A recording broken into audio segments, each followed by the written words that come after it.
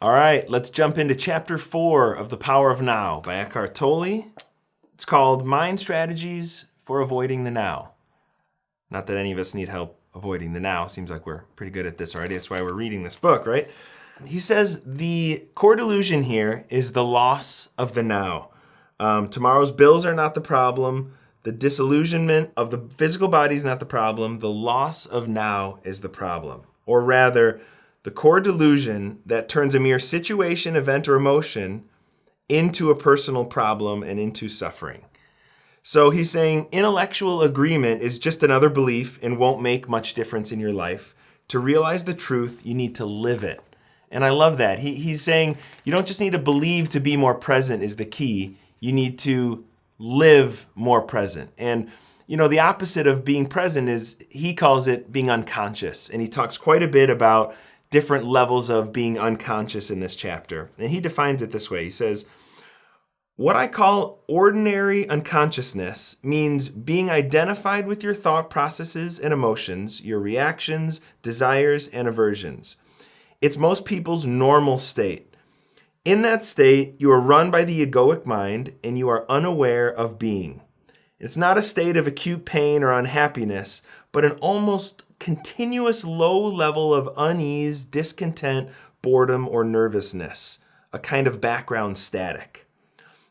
He says, you may not realize this because it is so much a part of normal living, just as you're not aware of a continuous low background noise such as the hum of an air conditioner until it stops. When it suddenly does stop, there's a sense of relief. And now listen to this. Many people use alcohol, drugs, food, sex, work, television, or even shopping as anesthetics in an unconscious attempt to remove the basic unease. When this happens, an activity that might be very enjoyable if used in moderation becomes imbued with compulsive or addictive quality, and all that is ever achieved through it is extremely short-lived symptom relief. And boy, is that true. Extremely short-lived symptom relief. That is how we do most things, unfortunately, I would say, is we look for how do I remove the pain of it rather than addressing the core thing that's creating it. I mean, that's how our culture teaches us, is just avoid or deny or escape instead of addressing the core thing. He says the best indicator of your level of consciousness is how you deal with life's challenges when they come. Through those challenges, an already unconscious person tends to become more deeply unconscious, and a conscious person more intensely conscious. You can use a challenge to awaken you, or you can allow it to pull you into an even deeper sleep. If you cannot be present even in normal circumstances, such as when you're sitting alone in a room, walking in the woods, or listening to someone, you certainly won't be able to stay conscious when things go wrong or you're faced with difficult people or situations. This is key here. We need to start with the little things. This is a skill that we develop.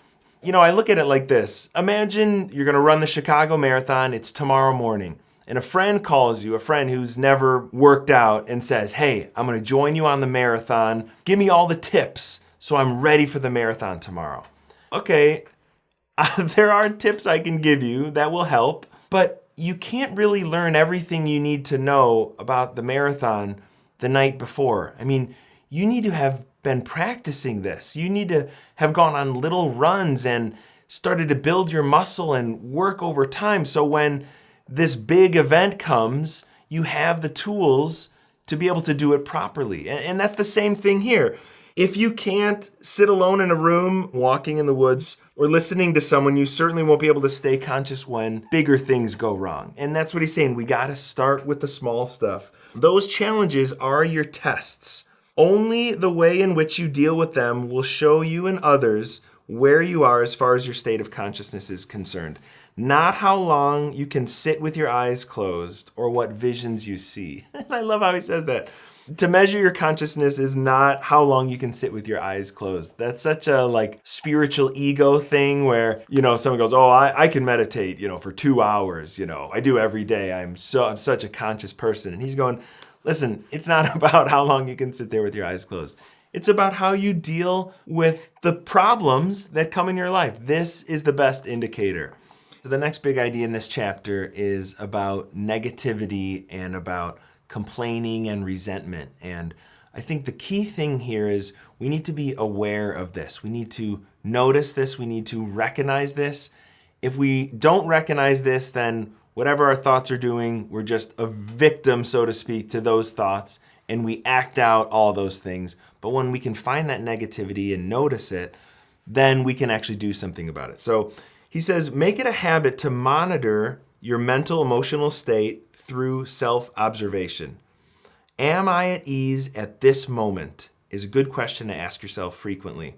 Or you can ask, what's going on inside me at this moment? I love this question. Put this on your fridge or write this down and ask yourself this as often as you can. What's going on inside me at this moment?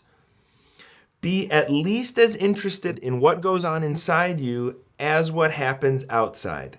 If you get the inside right, the outside will fall into place. I love that. But he says, don't answer these questions immediately. Direct your attention inward. Have a look inside yourself. What kind of thoughts is your mind producing? What do you feel? Direct your attention into the body. Is there tension? Once you detect that there's a low level of unease, the background static, see what way you are avoiding, resisting, or denying life by denying the now. I love this. This is the work we have to do. Look inward. Increase our awareness. Notice what our mind is doing, what our thoughts are doing, what our body's doing. Give it that attention. So he talks about resentment. Do you resent what you're doing? Maybe your job or maybe something you agreed to do, but part of you still resents and resists it? Are you carrying unspoken resentment towards a person close to you? Do you realize that the energy you thus emanate is so harmful in its effects that you are in fact contaminating yourself as well as those around you? Take a good look inside. Maybe you are being taken advantage of. Maybe the activity you're engaged in is tedious. Maybe someone close to you is dishonest, irritating, or unconscious. But all of this is irrelevant. Whether your thoughts and emotions about this situation are justified or not makes no difference. The fact is, you are resisting what is. You're making the present moment into an enemy. You're creating unhappiness. Your unhappiness is polluting not only your own inner being and those around you, but also the collective human psyche of which you are an inseparable part. Now, if someone's messing with you or a problem, he doesn't say, well, just don't do anything about it. I mean, he's saying either stop what you're doing, speak to the person concerned and express fully how you feel, or drop the negativity that your mind has created around the situation and that serves no purpose whatsoever except to strengthen a false sense of self. Recognizing its futility is important.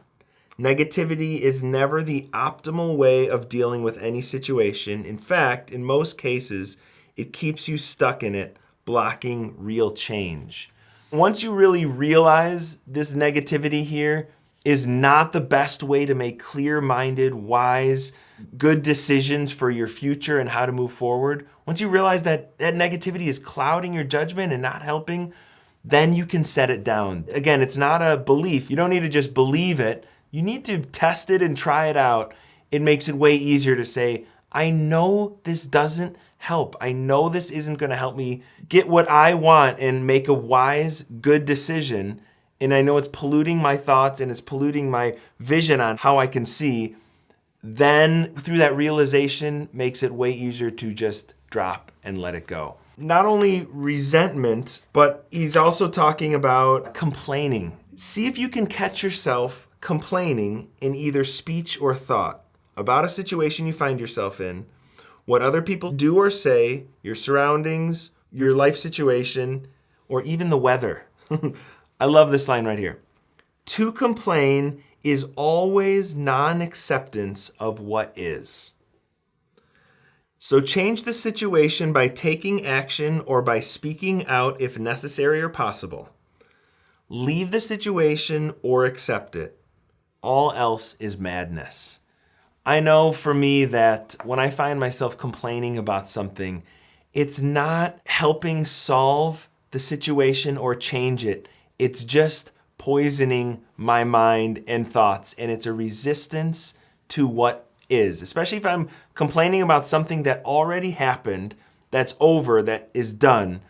I keep bringing it up in the present, and I'm not affecting it in the past. I'm not changing it. I can't change it, but I'm still resisting what is, what already happened. I'm not saying I'm happy that it happened that way, but to keep resisting what already happened, that is madness. All right, let's go to the next point. All right, so this last big idea is about your inner purpose of your life's journey. And I know we hear this word purpose a lot, and the goal of my life and what I want to achieve and what I want to become and legacy, and all these things are wonderful and great. He talks about when you're on a journey, it's certainly helpful to know where you're going, or at least the general direction in which you are moving. But don't forget, the only thing that is ultimately real about your journey is the step you are taking at this moment. That's all there ever is. This is really important. We tend to get lost in my future goal, my future plan. He's not trying to make some like crazy mind-blowing statement. The reality is, right now, this moment is our only interaction with life when we can improve our future. Our future is still just a thought in our minds, our goals, and these are all great things to strive for. But the only time we can make any change on those things is right now. It's important we just remind ourselves, I can't do this someday in the future. Now is when I have access to life. He goes on to say, your life's journey has an outer purpose and an inner purpose. The outer purpose is to arrive at your goal or destination, to accomplish what you've set out to do, to achieve this or that, which of course implies future.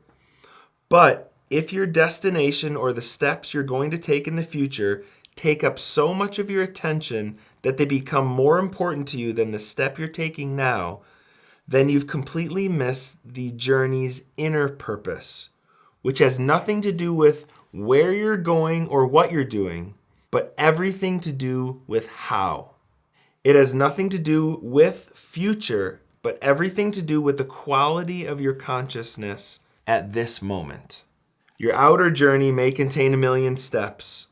Your inner journey only has one, the step you're taking right now.